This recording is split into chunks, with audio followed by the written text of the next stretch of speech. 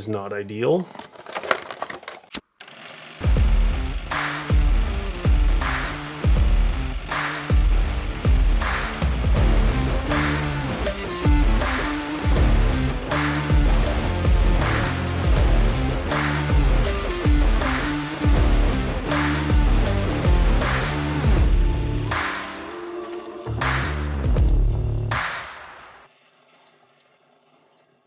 Hey there, hobby friends. I'm Jared, and this is Caffeinated Miniatures. Thanks for hanging out with me today. So how much time to spend painting any given miniature seems to be a hot topic in some corners of the internet. You've got some people that focus on smashing out each mini just as fast as they possibly can, and if you spend too much time on any given model, you're kind of a fool. While others spend tens of hours on every single thing they paint. Now let me be clear, spend your time however you want, and enjoy what you do. That should really be all that matters. I tend to paint any given model to 60 or 70% of what my absolute best would be, which, depending on that miniature, could be 2 to 8 hours, even more.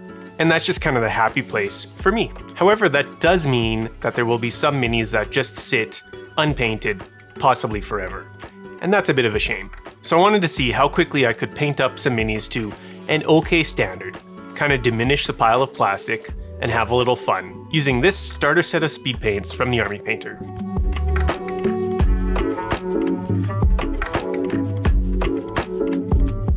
I love Blood Bowl, and while I never really intend on using the Imperial Nobility team, I do use the team to introduce the game to people, and painted minis they're just more fun to play with.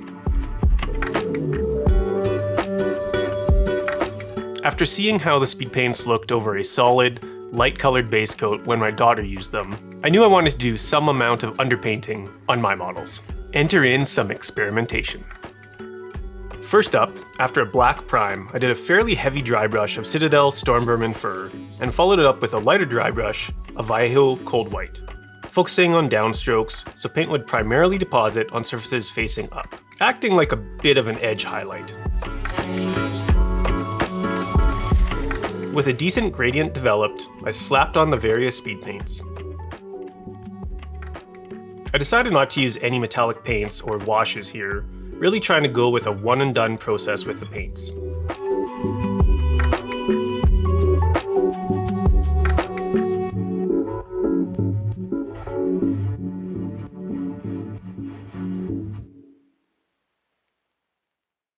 And this created a decent kind of gradient to the paint job.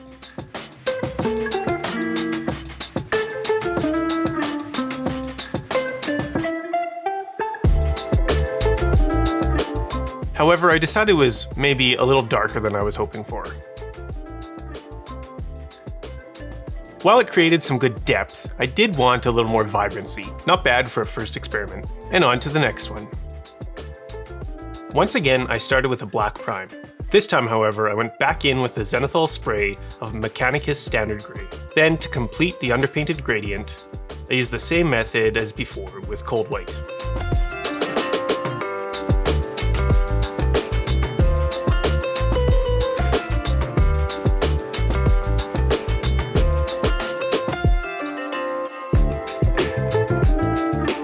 After slapping on the speed paints, the end result was about the same as the first attempt, possibly with a slightly smoother gradient.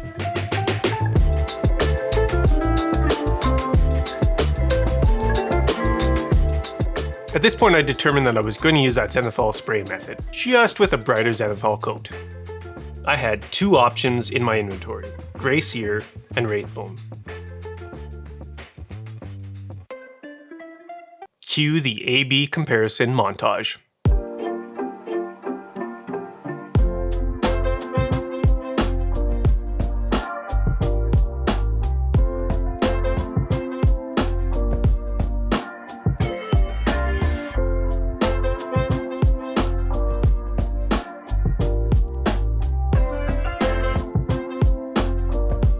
Both of these were viable options. The Wraithbone even created a little nicer skin tone. However, the overall tone leaned a little too far to yellow for me. So Grey Seer it was going to be. With the experiments out of the way, I lined them up and knocked them down in short order. Black Prime, Grey Seer Zenithal, a light cold white dry brush, focusing on only hitting the surfaces facing upwards.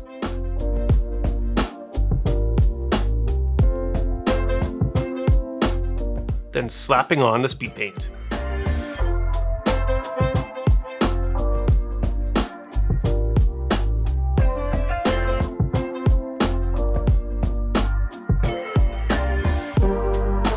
Then, as a quick additional highlight, I added a very light dry brush of ice yellow, which worked nicely here as a universal highlight.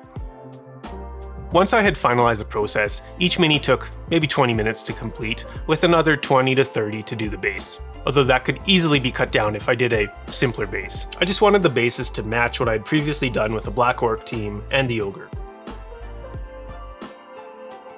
Regardless, here's the end result.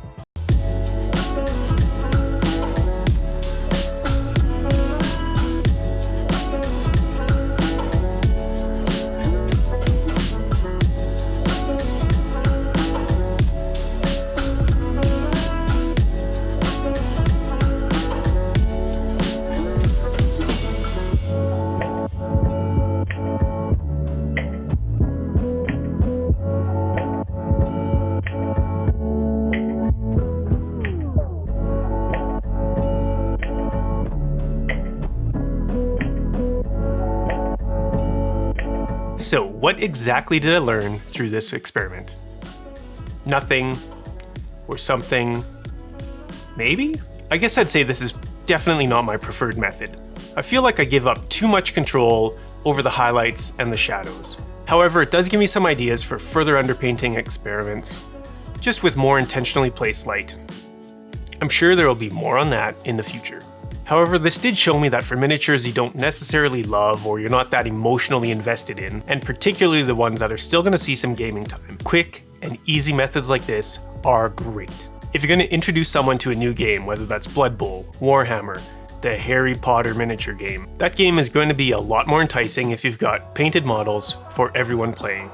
And ultimately, this type of process makes that a much greater possibility.